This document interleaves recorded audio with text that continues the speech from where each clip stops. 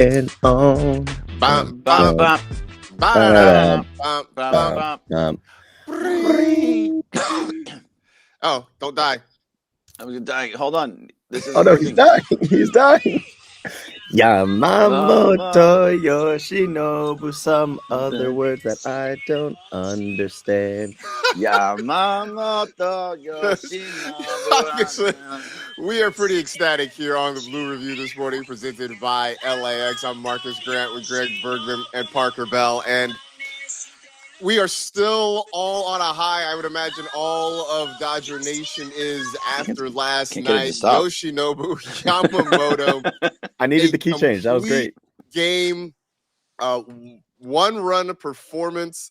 Was absolutely amazing. First Dodger complete game in the postseason since 2004 when Jose Lima shut out the St. Louis Cardinals in the NLDS. Lima time. Lima time. Rest in peace to the great Jose Lima. Just an amazing performance. The Dodgers now have a 2-0 lead in the NLCS, coming back home with a chance to punch their ticket to the World Series at Dodger Stadium in front of the home folks. Today's an off day. Today's a travel day. But Greg, you and Parker, you guys were out at Cosm last night. We did a little bit of a show from there yesterday. Parker, how's the shoulder? How's the elbow feeling after you hit 70 on the radar gun?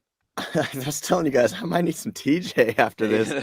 I'm on the Dodgers pitching rotation trajectory because I needed to get a little bit of like ice to kind of help this elbow after going 70 last night. By the way, mind you, it was like a mush ball, like one of those yellow squishy balls. So give me a real ball, guys. Let's see if I can hit 80, and then the Angels might call me because they got nobody down there.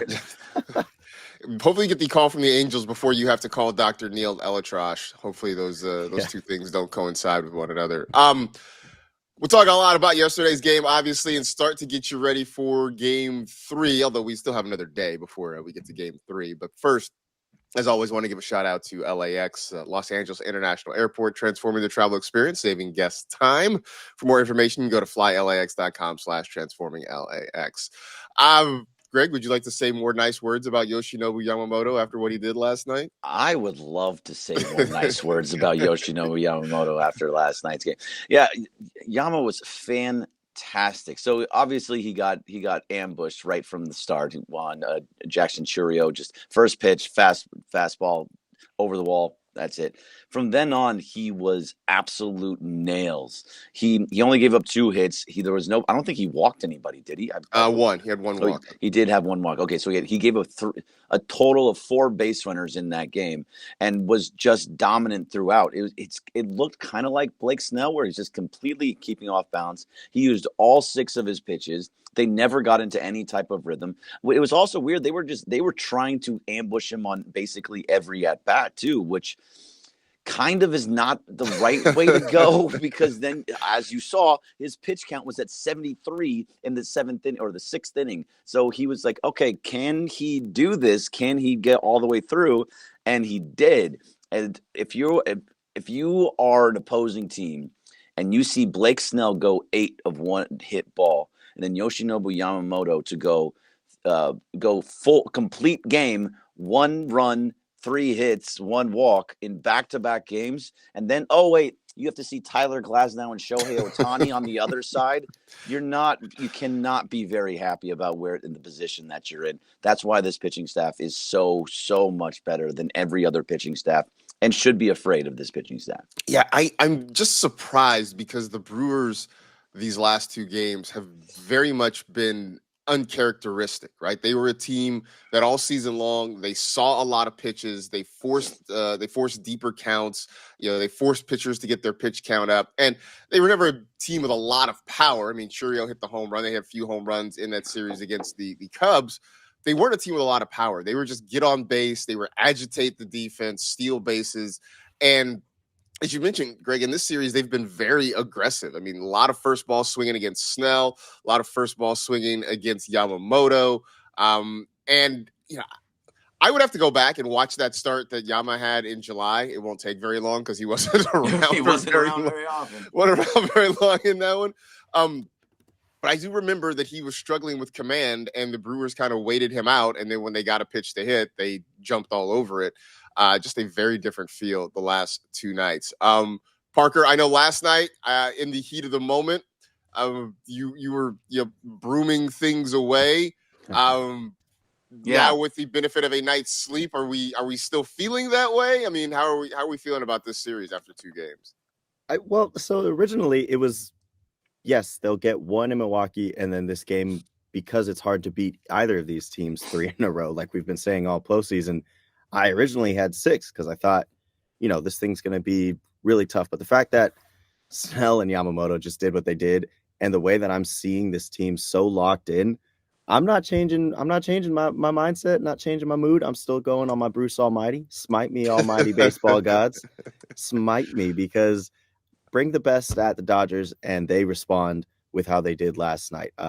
Off the rip, like you said, Chourio attacks, gets one going, but then what does Yamamoto do? He just maintains composure and immediately locks in and throws a complete game. I mean, we thought we saw one of the best Dodgers postseason performances the day prior, and Yamamoto says, hold my beer. So these two guys absolutely dominating, and I think that you're going to get Glasnow, who Greg mentioned last night, if you missed the episode, dominated against the Phillies, who some thought offense was more potent than this Milwaukee offense. And then you're going to get Shohei. So like my comment on our Instagram post on ESPN Los Angeles, Dodgers in 4, still Shohei's going to close it out. That'd be great. Look, I'm here for it. Would be nice if the Blue Jays could come to life on the other side and, maybe make the Mariners work a little bit, but we'll see about that. That'd be nice. They have game 3 of that one tonight, so we'll see a little bit more about that. Look, I was Dodgers in 5. I'm still sort of holding to that. The Brewers won 97 games for a reason. They are still a good team. But Greg, this has been kind of, at least certainly pitching wise, has been absolutely dominated by one side. Offensively, though, I think we saw the team come to life a little bit last night. I think they still left some meat on the bone, had a couple of bases loaded situations where they could have absolutely broken it open. But I think, if you're a fan or if you're in that clubhouse, you have to kind of feel good about the at-bats this team's had. Even in game 1, they only scored 2 runs, but they had some good at-bats, so you got to feel kind of positive about that. Yeah, versus the Brewers so far, we've been the Dodgers bats have been really alive. Like you can see, they're barreling a lot of pitches. Not everything is landing, but they're actually they're doing something. Like Max Muncy, I'm so happy Max Muncy hit that home run to dead center last night, because he did, again, barreled. It was the exact same space, exact same jump. Everything was the same except 8 feet further, and it turned into a home run. So it just, you see that a lot of these guys are getting good swings on pitches, and that was against their ace in Freddie Peralta. Brandon Woodruff is down, so Freddie Peralta's their ace, and they did that against him. It could have been more too. So to the point of like, hey, it's different against the Phillies and all that. The Phillies are the much better offensive team. They are the team that kind of scares you. They have the power that you can go the top of that lineup. When it comes up, you're afraid of a home run in every single at bat, 1 through 4, or actually it's probably 1 through 5 or 3 for the most part, but still, like, you are afraid. I don't see where the terrifying place is in this lineup. Maybe Jackson Chourio, but now that they're only have 4 hits through 2 games, you feel like they're kind of pressing a little bit. So yeah, it doesn't feel the same as the Philly series. This kind of feels a little bit more under control. Now Glasnow has to go out a bit, but I feel better about this series than I did about the Philly series. Look, I was on record saying that I felt like the winner of Dodgers Phillies was probably your World Series winner. I so far have not. Look, the Mariners are fun. They're a fun story. The Blue Jays are a fun team. I don't know that either of them match up well against the Dodgers. And to your point, I don't know if it was you. I don't remember if it was you or Jeff Spiegel that mentioned on the show. You were more concerned about the Brewers hitting a 2-run home run than, say, them stringing together, 3 or 4 hits off this pitching staff. Yeah. And that has sort of proven itself, right? Even last night, Chourio hits the home run on the first pitch. The other 2 hits were 2-out singles, just kind of little slappers to left field. And, I don't I don't think they even got a guy into scoring position last night, if I remember correctly. No, I think they only got a guy to first, and then even one of the guys that got to first was going to be thrown out at second, but It was a Yamamoto strikeout. struck him out.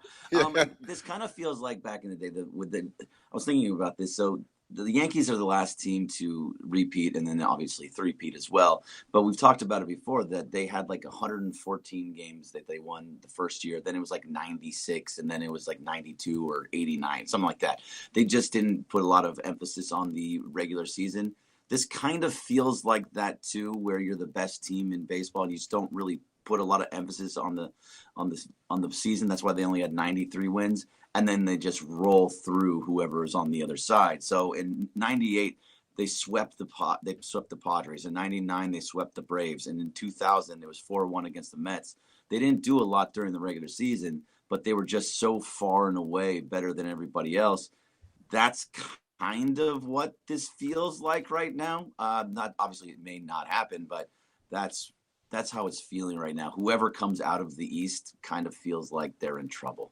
I mean, yeah, I sort of declared that mid-season. I think I can't remember who it was. The Dodgers maybe it was the Blue Jays. They finished off a series, and I just at that point felt like, well, the American League has some decent teams, but none of them I felt like matched up to what the Dodgers were seeing in the National League. I mean, at that time, the Cubs were still playing well.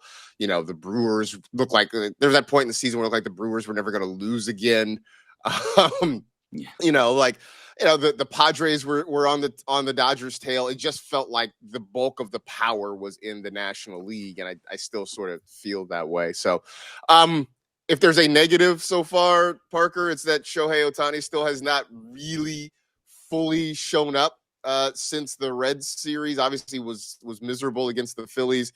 Has not done a lot against the Brewers. Did have the RBI single, but.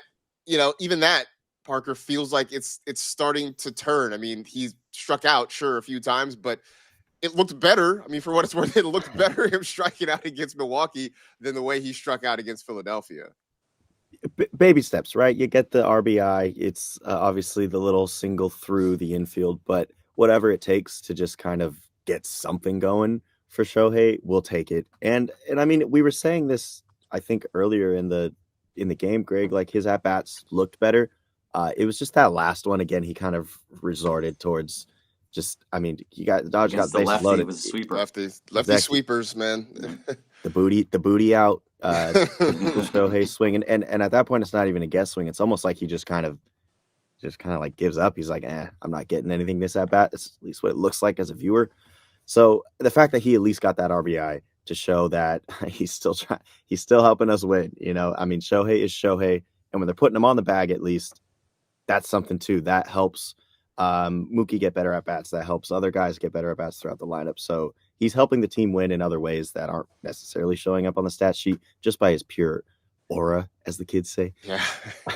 Yeah. Thank you for letting me share in your aura. Right. I mean, even for as much as he has struggled at the plate in the postseason, Pat Murphy doesn't want to pitch to him in big spots. They were forced to last night with the bases loaded, and Gasser was able to get the strikeout. But I can guarantee you, if it was second and third in that situation, yep, that's what it would have been. Yeah. Just don't even pick up that bat, man. Just go first base, take your base. So Shohei has more intentional walks in this series than hits. Yeah. I think it's 3-1. That tracks. That tracks. Yeah, I mean, he has not swung the bat well, but again, I think everybody in the ballpark knows. And they mentioned it on the broadcast last night too. They're like, he's always that guy that you fear the next time up will be the big one. They sort of compared it to Steph Curry. Like Steph could be 1 of 10 from behind the arc, but you always feel like that next one's going in. So you're still going to defend. You're still going to try to pitch carefully to Shohei because he could put the next one in the upper deck. So at some point you got to believe that's going to come around. When you have basically the top 5 greatest October player of all time, aka Kike Hernandez. You can slack a little bit. You can slack just a bit. And can we talk about Teo for just a second? Because sure. We saw something out of him that I thought was really nice to see. He was sprinting up the line over and over again. Even on a ground ball out to third base, he sprinted up the line. I think he hopefully was listening to the Blue Review yesterday when we were saying that, hey, this dude needs to, hopefully we can see this out of him, or maybe it was Monday when we were saying, hey, like, you have to learn that you have to be aggressive on the base pass. You have to move. And he sprinted up that first baseline, even though it was a very easy out. He still did it. And again, later on, too. So good for you, Teo. Good for you, Teo. And here's the thing. I think at this point, and a big home run. The home run, obviously. But I think all we want out of Teo is just hustle, right? There are times when it just feels like the effort isn't there. I mean, ideally, yes, you would like smart play on the base paths. You'd like some good routes in the outfield, but I feel like that ship has sailed. Not just for this season, but for a guy who's been in the league this long. Like, those habits have sort of become ingrained in him. But the one thing that you can absolutely control is your effort level. And there have definitely been times this season when it felt like it hasn't been there. So I'm definitely happy to see that part. Hey, Marcus, what do you think about the idea that Dave? Why do you think Dave let Yamamoto finish the game? Because he didn't for Snell. A little bit more pitches, but not really that many more. It was 97 to 103, so 6 pitch difference. I think it's because he didn't want heartburn again last night. I mean, I really do think it's that simple, right? I mean, I think I'm sure, game 1 was a tough decision, right? About, do I let Snell go back out there and finish this out? Do I turn it over to Sasaki and let him close it out with what was then a 2-run lead? I'm sure he really did agonize over that. And then he saw sort of how things transpired. I mean, I don't think anybody was happier to see Blake Snell gone than the 9 guys on the other side in Milwaukee, right? Like, they didn't have a clue. So they were excited. They were excited just to see literally anybody but Blake Snell at that point. So I think Dave looked at what Yamamoto was doing, the way he was carving up that Brewers lineup. And even with, the 4-run lead, I mean, you could have easily turned it over to Vesia with a 4-run lead and say, hey, go get these final 3 outs. I think he looked at that and said, you know what? Yamamoto, they haven't had a clue. Aside from the Churio first pitch ambush, they haven't really had a clue. And why not just save our bullpen arms, right? We can go back to Los Angeles with everybody fully rested. You would have given the bullpen between Tuesday night and now the day off, 2 full days off to kind of get yourself set up. So everybody is available. And I think you contrast that with the Brewers, who've had to go heavy into their bullpen in 2 games. I mean, they've burned Uribe. They have burned probably Ashby at this point. We've only seen McGill for a little bit, so I mean, I imagine he's available for Game 3. But if the Dodgers can get to the starters early in Game 3, this one could get ugly in a hurry. Definitely. So that's it. So yeah, that's my longish answer as to why we saw Yama close that out. What about you, Parker? Why do you think? I mean, when he said the night prior that it was 50-50 and he was between the two, Blake and the bullpen, I feel that honestly he may have just been going through a little bit of regret. I think that he probably, in hindsight, should have left Snell in there, and he goes, okay, then I'm going to do that with Yamamoto. But the chat makes a good point. You got run support finally for Yamamoto. Final, that's the other part. Yeah, Yamamoto got 5 runs for him. That never happens. Yeah, so this is another one. Like, yeah, the run support helped out a lot, but also, in the series, we've only seen 4 total pitchers from the Dodgers. Like, you saw Roki for just a couple of batters. You saw Blake Treinen for 1. Everybody else hasn't pitched since last Thursday? Yeah. Was it Thursday or Friday? It was Thursday, right? It was Thursday. Yeah, it was Thursday. That last game against the Phillies. So today's Wednesday, at least 1 week when none of these guys have pitched since the Phillies series. They are just the pitching staff in general, and I'm hoping that because the bullpen was so overly used and overly taxed, that now they are rested and can go out there and just throw their normal pitches, have plenty of side sessions where they can figure themselves out, and it'll be right back where they're supposed to be. But when you got those 4 guys in front of you, you don't really got to do too much, right? I see you say Sheehan is very, very, very rested. He's very rested. Happens to Glass now. He is ready. I mean, you got to think that these Dodgers are just in a great position right now. I mean, it could not be better. By the way, Anthony Avila, you are showing your age. How do you spell relief? ROLAIDS. Yes, that's great. You are showing your age a little bit. I mean, I get it too. So you're not alone in that one.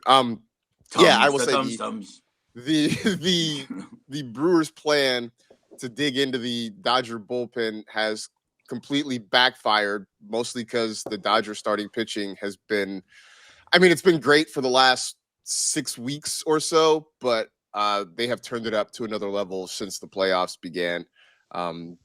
So good luck to them with that, I guess. No, really, just not good luck. I wasn't really being sincere about that. So the Dodgers have named their starters for games 3 and 4. We know it's going to be Tyler Glass now tomorrow night, and it will be Shohei Ohtani on Friday in a potential closeout opportunity here. The Brewers have not yet named, at least not publicly, who their starters are going to be. I wonder, Greg, do we see another, sort of opener situation, another bullpen situation? They haven't thrown Mizorowski yet in this one. I know he's sort of on an innings limit.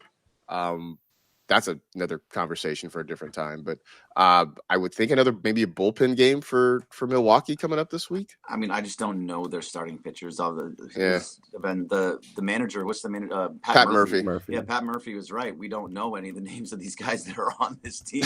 He's right. Not that it's a wrong. They're really good, but we just don't know them. So I don't know a lot of their pitching staff, which also is probably, though, a lot of righties. And what you saw, what they did with Freddie Peralta is they moved Max up in the lineup and moved Teo down to maximize the lefties towards the top. And that really ended up biting him in the ass by Muncy hitting that big home run. Teo did too.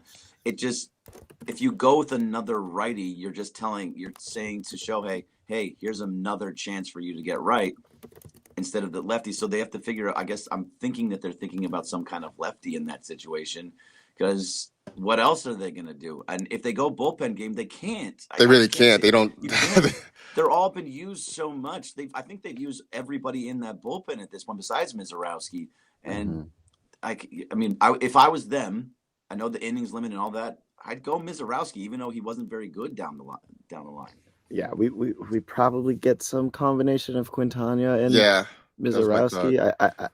But it's Brewers. I'm just sorry.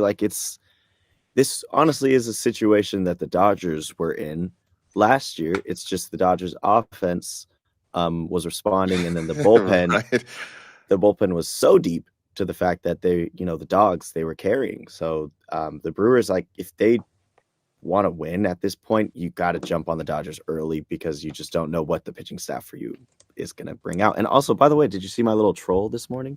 Look at that. Wearing look at that. Miller hat. I do. Oh, wow, look at you. I will say, though, that I unironically enjoy the champagne of beers, but that's a different conversation for a different time. And it will always be Miller Park. I don't care what they're calling it now. Yeah, it's American something. Citizens Cheeseheads. It's Miller Park. That's fine. Yeah. So anyway, that'll do it for this edition of the Blue Review presented by LAX.